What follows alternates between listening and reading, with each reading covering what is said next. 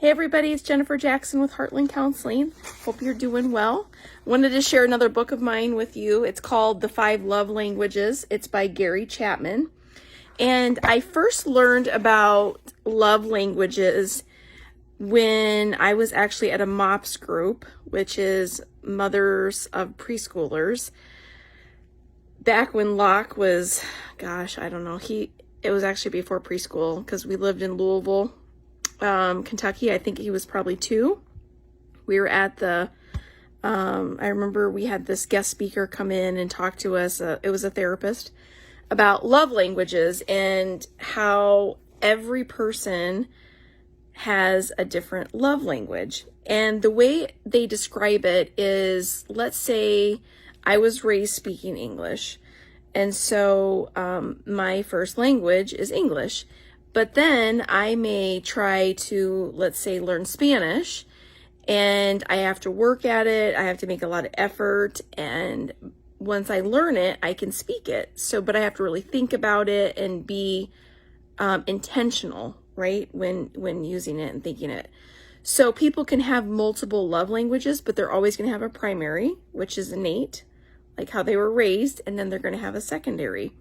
So there's, Gary Chapman says he really thinks there's 5 love languages. So let me explain a little bit about it. The 5 languages that he says are words of affirmation. So telling your significant other, how great they look, thanks so much for doing everything. Just words of affirmation. The next one is quality time. So spending time together, maybe going out together several days throughout the year, going for walks, going on dates, whatever that may be. The next one is receiving gifts. So, purchasing things for your significant other, or I shouldn't say purchasing, receiving gifts, right? So expecting things at holidays, expecting things on anniversaries. And this isn't a bad thing. I'm not saying it's bad at all. This is just another love language. It's receiving gifts is important to you. The next one is acts of service.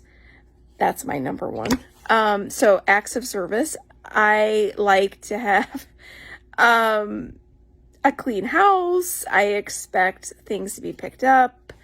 I even tell my kids, the number one gift to give me would be to have a clean kitchen, a clean floor. It's acts of service, doing things, putting things away, doing laundry, stuff like that. And then the last one, the 5th one, is physical touch. So it could be holding hands, it could be kissing, it could be hugging, and more. Obviously, you guys know. So anyway, the reason why I'm bringing this up, because I want you to think about what is your love language. And lots of times people get divorced and because they may not be meeting their spouse's needs or meeting their love language. Does that make sense?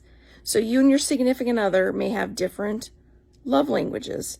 You have to understand what yours is, and your significant other needs to understand what theirs is, so then you can communicate that with each other. So look it up. It's called The 5 Love Languages. There's multiple people who have theories on this, multiple marriage and family therapists, psychologists. But this is a good book. Again, it says The 5 Love Languages, The Secret to Love That Lasts. So it's interesting.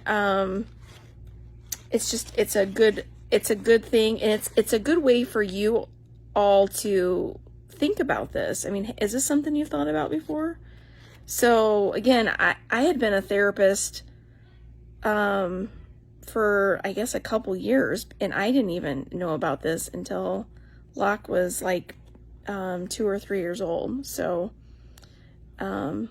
anyway, just thought it would be interesting to share this with you, and I encourage you to look it up. So take care. Have a good night. Bye.